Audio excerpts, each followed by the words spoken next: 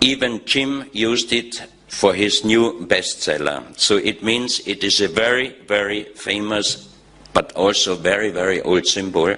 And this is the only existing really pyramid with the eye. It has exactly 13 steps, like the pyramid on the $1. The strange thing with this one and other artifacts found in Ecuador, that if you put black light on it, the eye shines really very, very strong. And the natural color is kind of light green and gray.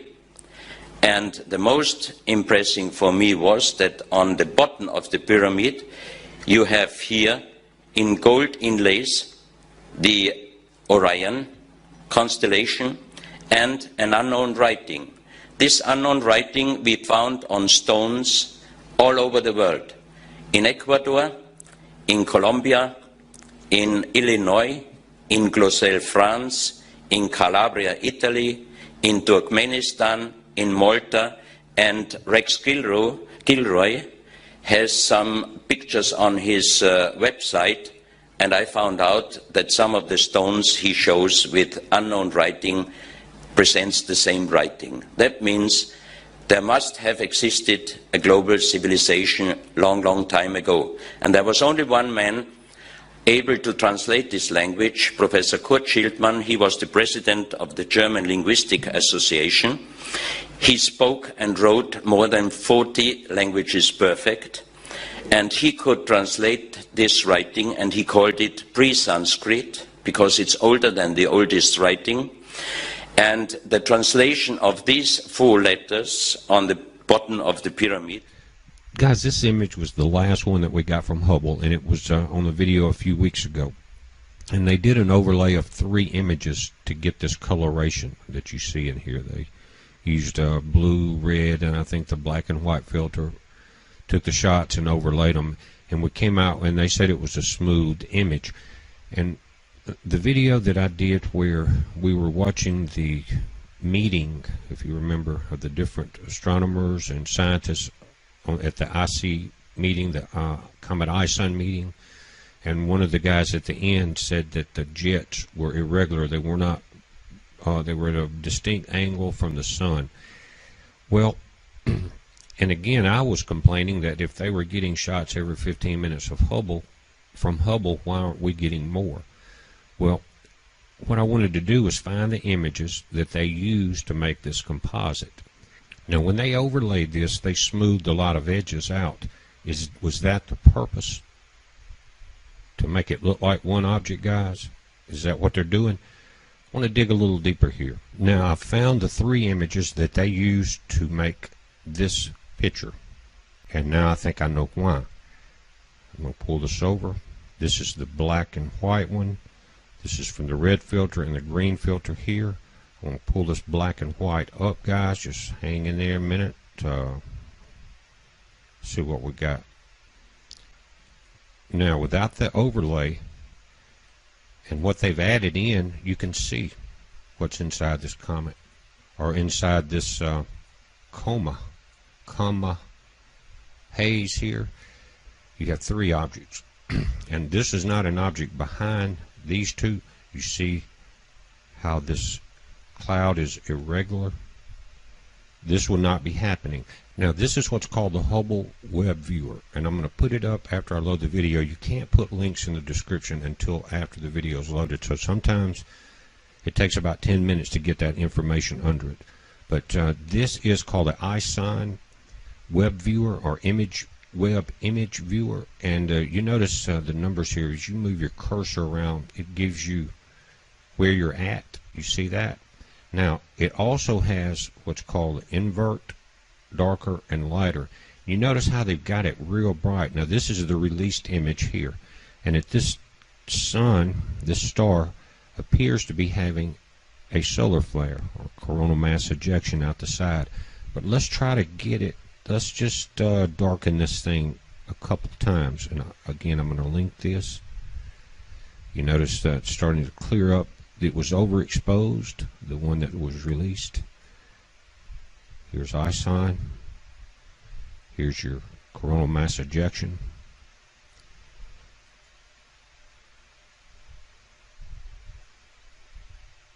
That's what's inside that coma. Now, that looks like a comet. This I don't know, but again, it's part of this cloud. We'll pull it up. You can also zoom, and it will zoom very big. One more time.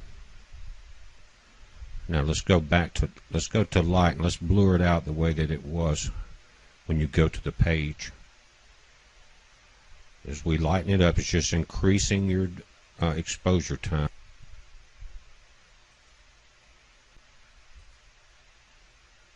Right there. Now remember that one scientist said some of the jets are not pointed right. Is that what we're looking at here, guys? Something's just not right. I would say this was some kind of marker or something if it was not for this cloud. Pull it up. Let's look at it close. This is the real image of what's inside that cloud. I'm going to go darker. Hello, I'm John Coleman, and the name of this presentation is There Is No Significant Global Warming. And I'm the guy that is just doggone sure of that. Now, you may think that I'm just a paid-off shill, big oil, or something of that sort. No. They've never given me a nickel. I'm a television weathercaster with 60 years' experience, a meteorologist. I was the first weatherman on Good Morning America. I'm the man who founded the Weather Channel, and this is my accomplishment. Broadcast Meteorologist of the Year from the American Meteorological Society, of which I was a professional member for many years. I finally quit the AMS when it became very clear to me that the politics had gotten in the way of the science, and it was time to talk about something else. Now, did we have a winter or what in 2013-14? Oh, man, did we ever. When I called for my brother in Ohio, his wife said he wasn't coming in from shoveling the snow to talk to some guy in California. Oh, man, how could you tout global warming when it was the coldest, snowiest, bitterest winter in 30 years, which it was across the United States? And it would take a lot of gall to put out a statement, as our NOAA, the National Oceanographic and Atmospheric Agency, did, claiming that it was the 2013 was the warmest year. I mean, it's sheer silliness. It is manipulation of the data. Now look, let's get something clear right from the beginning. I love this planet Earth. I've been a citizen of this Earth now for darn near 80 years, and it's all I got. If I thought that we, mankind, were damaging this beautiful little sphere, this blue marble on which we live, I would be terrified and give every ounce of energy I had to stop what we were doing. But I have studied the issues of so-called global warming, or now they call it climate change since the warming has stopped. I have studied the issues carefully and completely as a good scientist can, and reached an absolute firm conclusion that there is no global warming. Now this Earth, it's spinning around the sun at 17,000 miles per hour. It is traveling with the sun in our little spiral off the Milky Way galaxy at over 100,000 miles an hour. And that galaxy is flying out in the universe as the Big Bang continues to expand the universe. And we are all traveling very, very fast. And what a ride. The Earth has been traveling for 4.5 billion years. And as best I can tell, it's going to stay just fine for another 4 billion years. But wait a minute. During that period, we have had ice ages, and we have had interglacial periods, and we're going to continue to have those natural variations in climate. But man-made climate change, I'm sure it's not going to happen. That's why I sent out this tweet today. This tweet went out to Al Gore. It went out to the Intergovernmental Panel on Climate Change of the United Nations, to the Sierra Club, to the Democratic Party National Committee. And what it said is, where is your so-called global warming? Because if you chart the temperatures, you can go back into the 70s and come up to today, and there's almost no warming. I mean, less than 1 degree warming since 1978, and absolutely no warming since 1998. What kind of deal is that? Well, I'll tell you what kind of deal it is. It's the kind of deal that's full of silliness if you're promoting climate change and global warming. We are in one of the most stable and beautiful periods of Earth's climate you could hope for. And look at the stark contrast between the spaghetti of the many models of atmospheric warming created by various people who have gotten tens of millions of dollars of federal grant money and worked for the Intergovernmental Panel on Climate Change, and there's the average of all their models, and then here's the real temperatures as measured both on Earth and with our satellites. And folks, it's just not happening.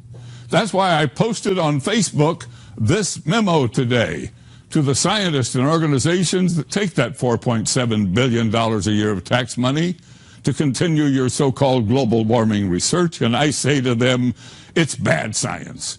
Ladies and gentlemen, please cease and desist the global warming and climate change scare campaign. It's harmful to the continued advancement of our civilization.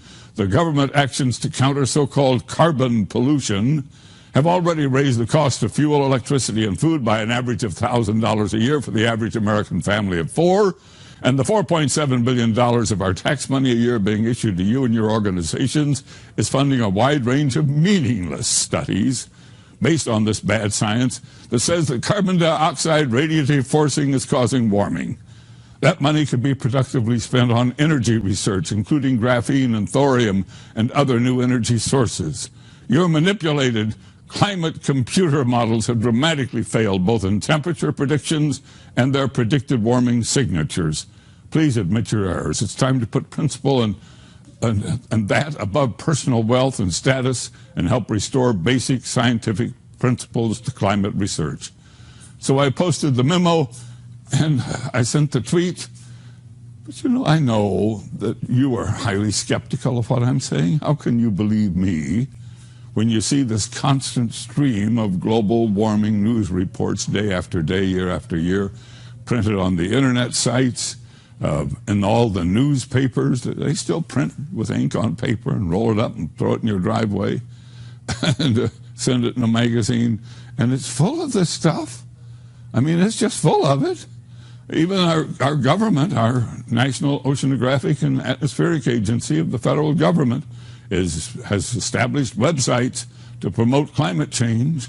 And of course, the New York Times, it's been leading that all along. And that's the power of money. That 4.7 is happening. Oh, we have extreme natural variations in temperature. That's a hard, cold fact. But this recent warming, it's no different than the warming that has occurred many times before naturally.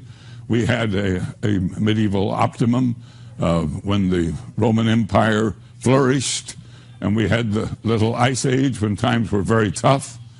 This little warming we have now, gosh, that's no big deal. That's just no big deal. Now, you want to talk about big deals. This is a hard, cold fact. From the ice cores, we have determined that we have vacillated on Earth between extreme ice ages and these beautiful interglacial periods of warming weather. And we live in the most recent of these interglacial periods. We've been in it for 12,000 years. Probably have another 10, 12,000 years to go before the next ice age comes on naturally. And can we cope with that? Now, you hear about the ice melting at the North Pole. What ice melted at the North Pole? Well, it got pretty low in 2007, but this is the last bunch of years since we've had satellite observation. We've had it for about 35 years. And here's where the ice is now, and it's no big deal. And those polar bears, there are more polar bears living today than have been alive any time since we've been counting them. And they are living all around the North Pole in 19 populations. They're doing just fine. That's a hard, cold fact. How about the South Pole?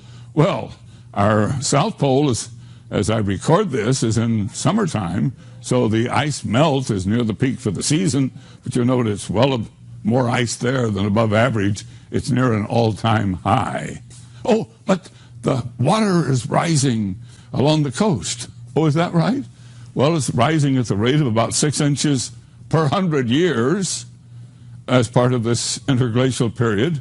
I mean, when the North America was covered in a 400-foot thick ice core at the end of the last ice age, the oceans were low, and then as that ice melted, of course, the oceans have risen, but that rise has been gentle and is not important. And then, superstorms. We didn't have a hurricane hit the U.S. in 2013. The year before, only a meager effort. And that so-called Superstorm Sandy, it was no big deal as hurricanes go. Didn't compare with Katrina, didn't compare with Andrew, and neither of those compared with the Galveston hurricane of 1900, long before man had any influence on climate. Oh, but tornadoes. How about those tornadoes? Well, here's the chart of tornadoes. Strong tornadoes have been diminishing. I mean, we now have so many good radars, and everybody's taking pictures with their phone. We see every tornado, it seems, that forms. But folks, there are fewer and less strong. Oh, and drought. Well, we had a big drought in Texas. It vanished. Now we have a big drought in California, getting a lot of publicity. If you look at the records, California falls into drought about once every 11, 12 years. And then we get an El Nino, and California gets the rain, comes out of the drought. I mean, we got 40 million people living in a desert. Of course they're going to have a water problem. So what? It's natural. It's not man-made. And it comes and it goes. It takes care of itself. Heat waves? What heat waves? We haven't had a killer heat wave since the 50s. So I've plotted all these hard, cold facts and presented them to you. And then I compare them to what you read in the press, what you hear on the air, what the networks tout. And you say, man, what a difference between reality and what's there.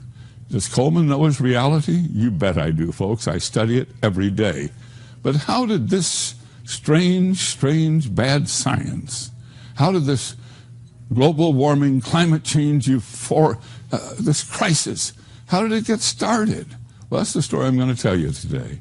And that story begins with this great scientist, a man named Roger Revelle, who was a graduate of the University of California, Berkeley, in oceanography, who then served in the Navy during World War II, then became the director of the Scripps Institution of Oceanography, and who led research on the environmental impact of the atomic test on those atolls out in the Pacific following World War II, both atmospheric and ocean impact.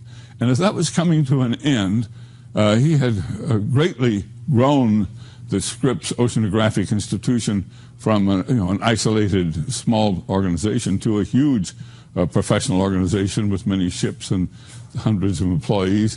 It became clear he had to have something new to work on. And that's when he decided that something had to give. So he hired this man, Hans Suess, a professor from the University of Chicago who had done studies on the effect of carbon in the atmosphere. And Revelle thought maybe there was something to that. So he and Suess did a research paper, and they put it out, in which they asked the question, is mankind's burning of fossil fuels to the coal in our stokers that were heating our homes, the oil in our cars, the fuel, old-fashioned gasoline in old-fashioned cars. You choked in the smog that hung over your towns during the winter months when all those coal-burning stokers were going, and the cars were just spewing out ash, and it was ugly because we were burning old-fashioned untreated fuels in old-fashioned cars. Well, that was the beginning. That paper that Suess and Revelle put out is actually the paper that started the global warming frenzy. Oh man, did they start something. And Revelle then, he became a powerful man as a basis of that. His science was used all over the world by other scientists. And he started campaigning to establish a campus of the University of California co-located with his Scripps Oceanographic Institution at La Jolla, California. That was a big darn deal. Well, guess what happened? It was located there, But something happened. Revel suffered the greatest defeat of his life. He had campaigned to get that university there and thought he would be its first chancellor.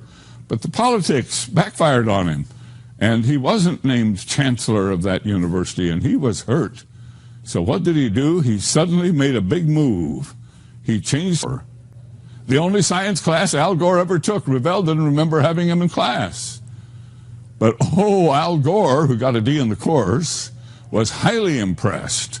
He was the son of a politician out of Tennessee, and he used what he learned there to start his global warming campaign. He wrote a book called Earth in the Balance. He ran for the U.S. Senate. He claimed that the Earth was being challenged by our burning of fossil fuels, and it got him elected to the U.S. Senate. And there in the Senate, he conducted hearings, bringing in scientists and spreading the scare of global warming. And that's when the money began to flow from the government to research. And this was the booby trap. Because once billions of dollars of government funding was going out to these organizations at universities and research groups across the nation, and they had to back that global warming claim that Al Gore was promoting with their research, the research began to pile up. And if you were a young scientist, you didn't have a choice. You couldn't put out a research paper that said, oh, what warming? You'd be out of a job. You'd lose your job, your car, your family. You'd be walking on the streets. No, you had to support it. Al Gore had taken Revel and Seuss's research paper and used it to start the global warming campaign. And what did Al Gore say? He said, this is Roger Revel. He was my mentor. He's my hero. He's the man who spread the alarm. Well, there was another man that picked that up, this man, Maurice Strong. Maurice had become a bureaucrat at the United Nations, and in 1972 he had a conference in Stockholm on the environment, and his whole goal was one world government. And he used the impetus of that global warming scare at that Stockholm conference to start the initiative that set up the Intergovernmental Panel on Climate Change. So now we had the U.S. government and the United Nations both promoting climate change, and it all came from that Revel Seuss paper and the research that followed and the dollars that were now flowing, and man, it was underway big time. So the IPCC, it had scientists and bureaucrats and politicians from throughout the world. It had the World Wildlife Federation, the Sierra Club, all the environmentalists, and they all got together and they voted that global warming was for real. Well, I got to tell you something. You don't settle science by a vote. It's not a political issue. It's not a vote. It's science. But never mind. They put out their reports, and they spent a lot of time telling us how we were destroying planet Earth, and they had fancy meetings in tropical locations throughout the world, and the scientists who supported global warming got the paid vacation trips to these big meetings and got to write these books and have their names and their careers, and man, it was a big deal. And what did Al Gore do?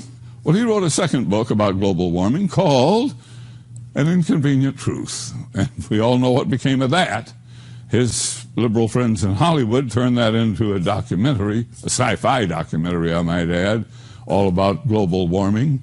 And they voted themselves an Oscar, Best Documentary Film of the Year in 2007.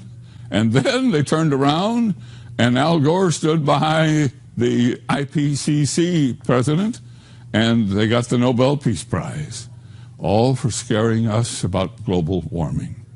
So Gore's movie, An Inconvenient Truth, became an absolute mainstay in American schools. How many times did you see it when you were going to school? Over and over and over again. And the global warming frenzy had truly reached its peak when all of that happened. Well, what happened with this man, Roger Revel, who had started it all, the great scientist? Well, he had kind of lost interest in this population study center at Harvard and missed San Diego, I guess, and the beautiful Southern California climate. And he swallowed hard for his defeat there, and he came back to the University of California, San Diego as a professor. And there, there he wrote these letters, and I want you to look at them. The first one goes from his desk to U.S. Congressman Tim Wirth.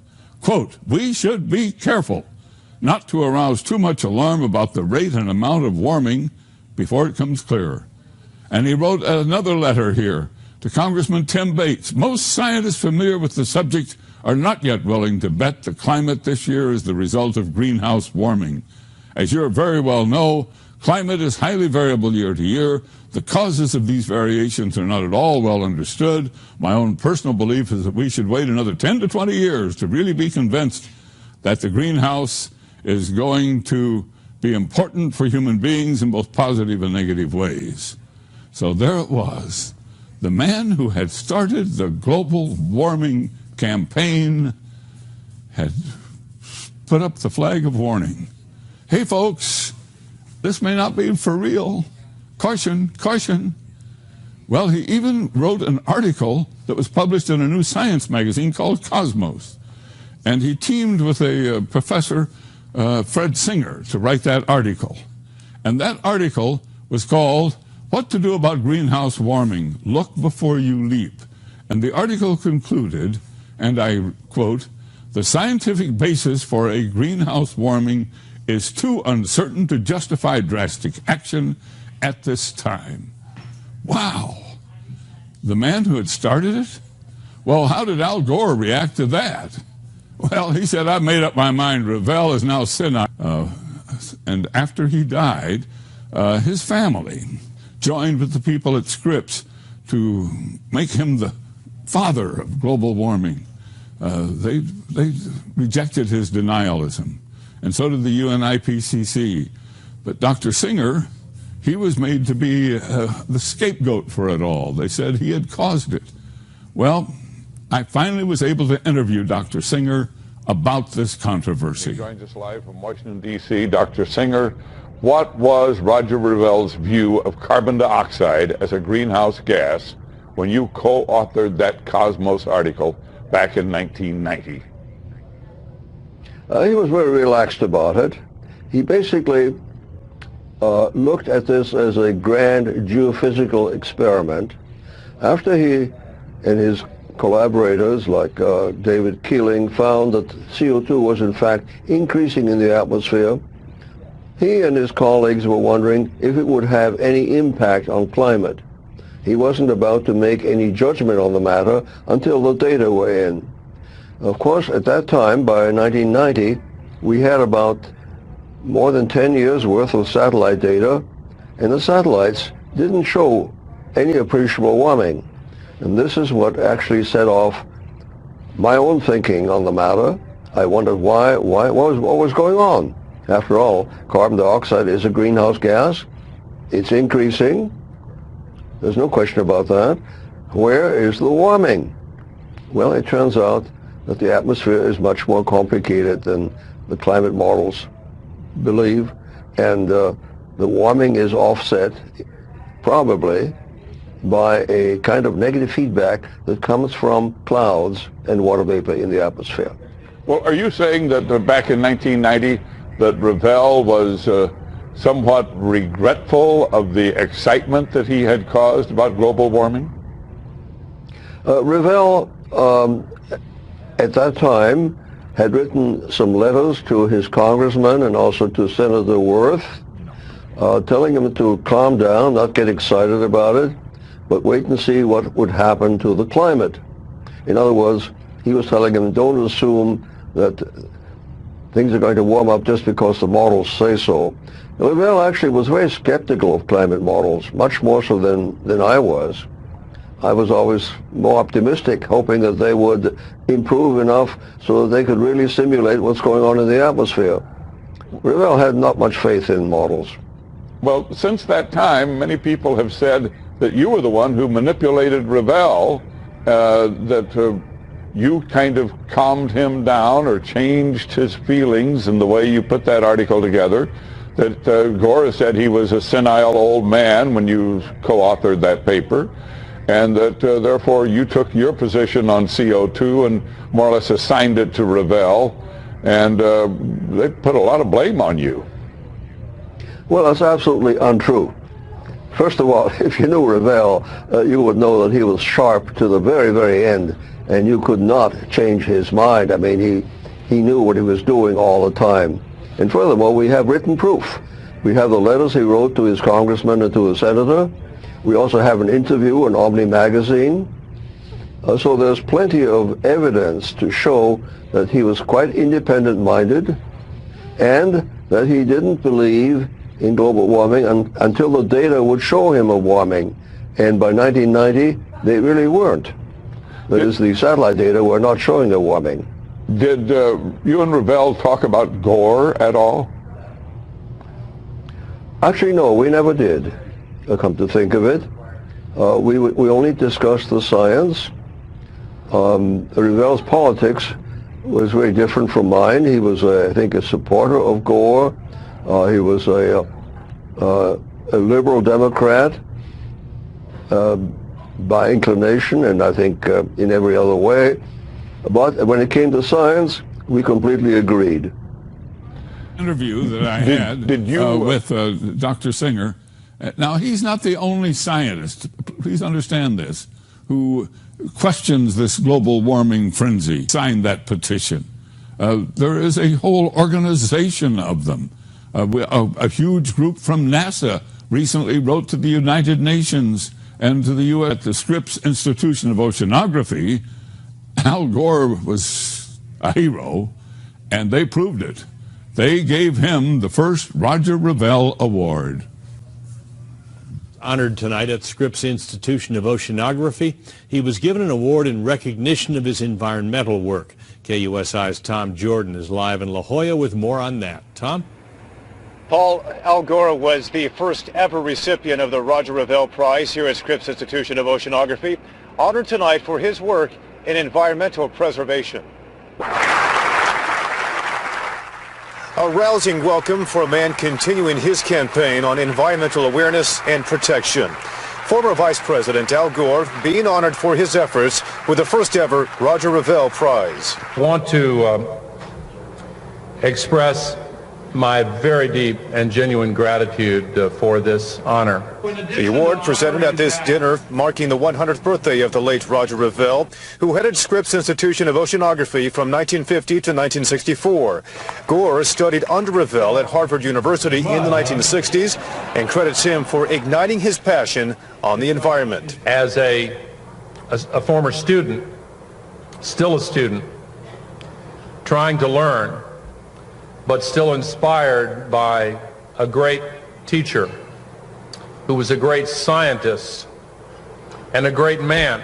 Roger Revell's work back in the 1960s was at the time considered revolutionary. Today, many scientists consider that work almost prophetic. And at that time, they wrote a short report, and we were told it was a very short report, saying that climate change is becoming an issue, the Earth is heating up, and therefore something needs to be done about that. Al Gore says he was deeply moved by Revell's early work.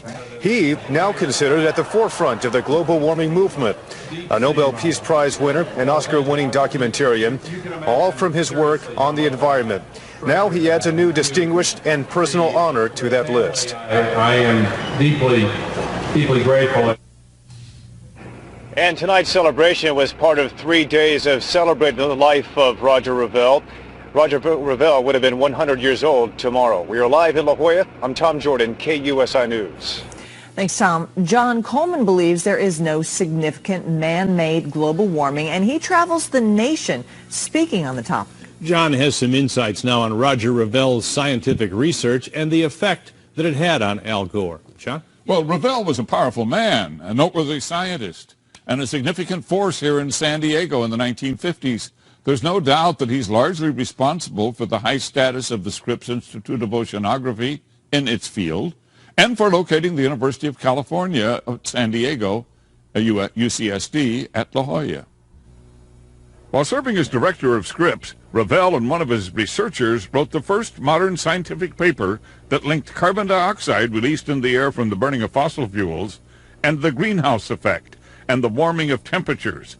Well, this triggered an avalanche of research that eventually became the impetus behind the United Nations Intergovernmental Panel on Climate Change and the entire global warming movement. In the 1960s, Revell moved to Harvard to establish a Center for Population Studies. This is where Professor Revell encountered student Albert Gore. He involved Gore and his classmates in the tabulating of data from a carbon dioxide study. Gore was so impressed, he wrote about it in his 1992 book, Earth in the Balance. That became the story for the movie An Inconvenient Truth, the Oscar and the Nobel Peace Prize, and some people say $100 million all came from that. There is no doubt Roger Revell had a major impact on Vice President Gore's life. But there's a twist. In 1988, Roger Revell was having second thoughts about whether carbon announced Revell senile and refused to debate global warming. He continues to refuse to debate. Many offers of thousands of dollars have been made for debate. He refuses.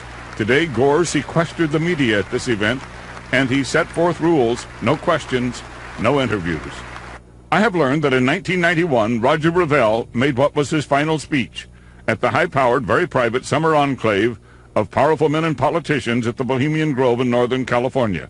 There he apologized for his research, for sending so many people in the wrong direction on global warming, and he worried about the political fallout from the UN IPCC and Al Gore. A man named Don Michael Schmedman, who lives in the San Francisco area, was there that day, and he remembers the Revell speech very well. He has told me about it in some detail. So think of the irony. Today, Al Gore received the first Roger Revell Award, honoring the man who sent him on his global warming campaign. But Revell had realized that it was a false alarm and that the science was flawed before he died. Revell died of a heart attack in 1991. It would be interesting to know that if he had lived, would he be approving of the award that was given tonight? Or perhaps would he be joining me at the International Conference of Global Warming Skeptics in New York next week? If you want to read the article on global warming that I have written, you can go to KUSI.com, click on Coleman's Corner. Paul, this is really interesting. We haven't heard this information at all before.